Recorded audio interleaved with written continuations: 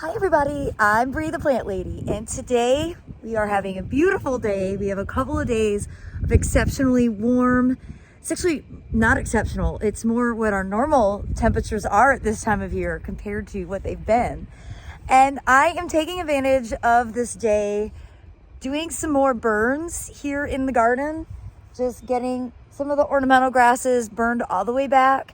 And then I'm going to go through and do all the cutbacks for the season.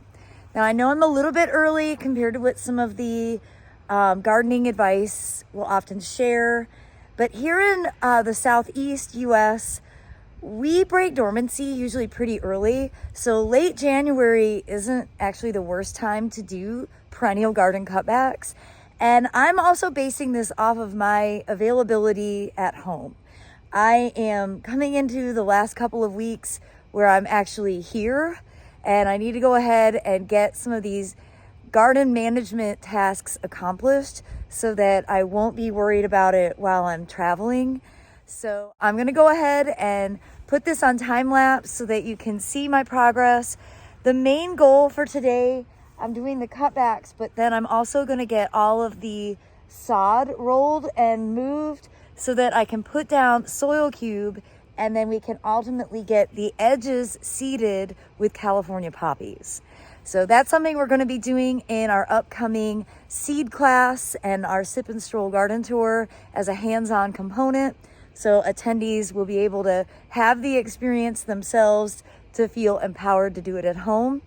I'm really excited to get these beds cleaned up for the 2025 growing season and, well, to be outside in the sunshine and enjoying this beautiful weather. So I hope that you'll enjoy today's video.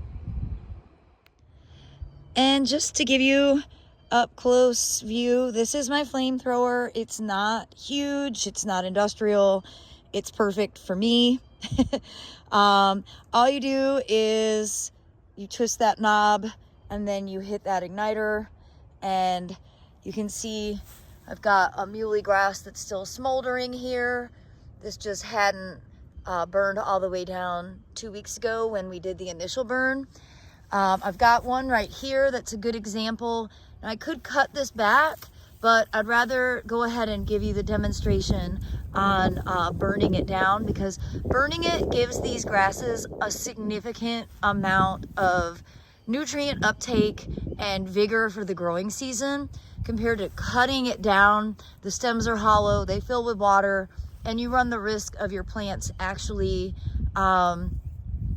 dying from excessive moisture. And that's very specifically a problem here in the Southeast US. All right, so I have my flamethrower started, and you can see just like that, just lighting it. I want it to burn all the way down at the base. And really, the more material that gets burned, the less cleanup I have to do. And the great thing is, all this charred material essentially turns into biochar, and well, that provides nutrients for the plants as they grow out the next season. And just like that.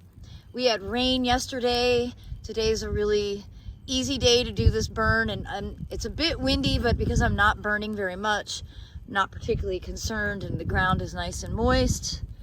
So again, this was a big part of my motivation for building these native beds. I've always been fascinated with controlled burn management. I'm really excited to be able to employ these strategies right here in my front garden.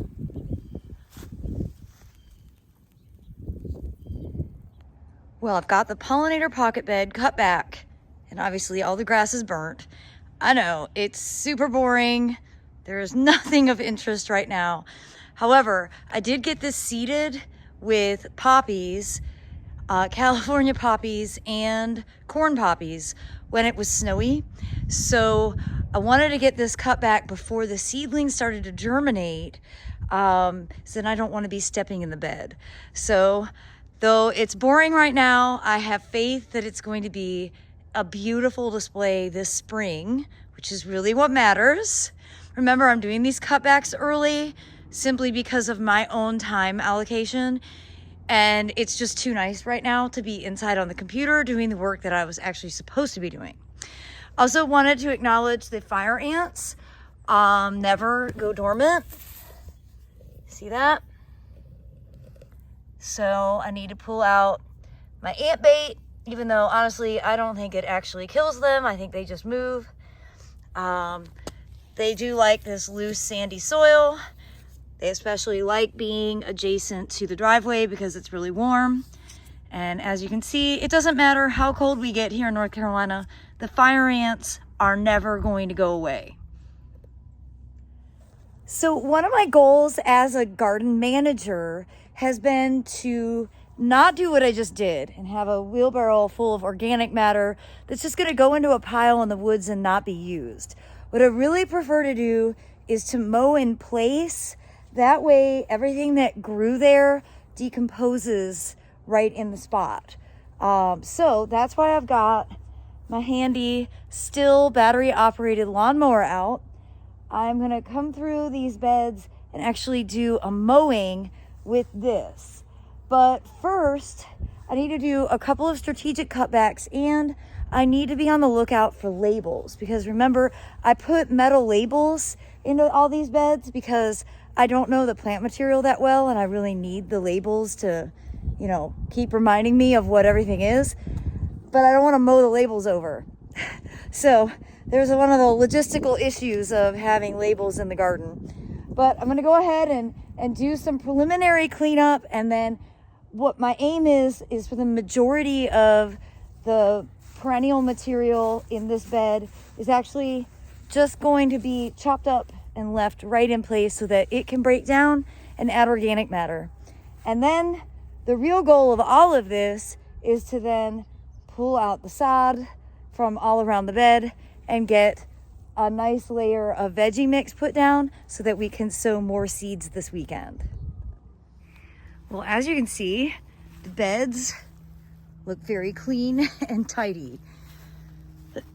And the bottom line is this has to get done at some point so that the plants can start to regenerate and grow. I also really want for all those seeds that I tossed in to be able to germinate with ease, have plenty of sunlight. So I'm feeling really good about this. I did a lot of mowing. In fact, I got all the main perennials at the blue house mown down, in addition to mowing a lot here. But you can see there were some areas that it was just easier to, you know, cut back the material.